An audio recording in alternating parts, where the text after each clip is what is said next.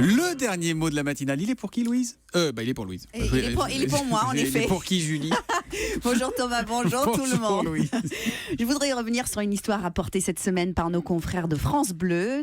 La mairie de Champagné, en Bourgogne-Franche-Comté, avait récemment lancé un concours pour trouver une devise pour la ville. Mais au moment de choisir le vainqueur, les élus se sont aperçus que Champagné avait déjà une devise. Surprise, les habitants de Champagné et les champagneros ont dû reboucher le champagne et ont redécouvert leur devise qui est donc point n'est besoin de point, ce qui veut dire il ne faut pas donner de coups de poing. En gros, jeu de main, jeu de vilain, ou encore, comme on dit à droite cette semaine, calmez-vous François et Alain.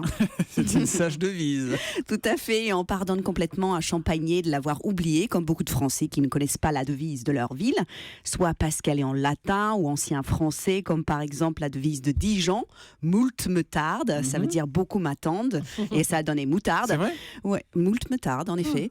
Soit parce que la devise est vraiment compliquée, comme à Bordeaux, seul le lys gouverne la lune, ses eaux, ses fortifications et le léopard.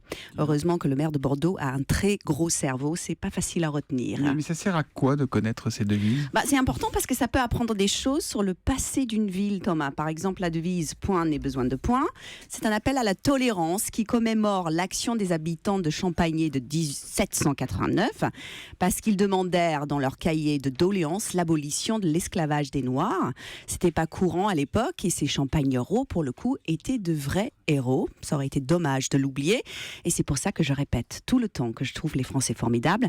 C'est parce que vous êtes comme les habitants de Champagné. Vous avez fait plein de choses super. Il faut juste de temps en temps vous le rappeler. Merci merci Louise Éclante. Franck Ferrand, c'est entre 14h et 15h sur Europe 1. Le dernier mot de la matinale avec Louise Éclante.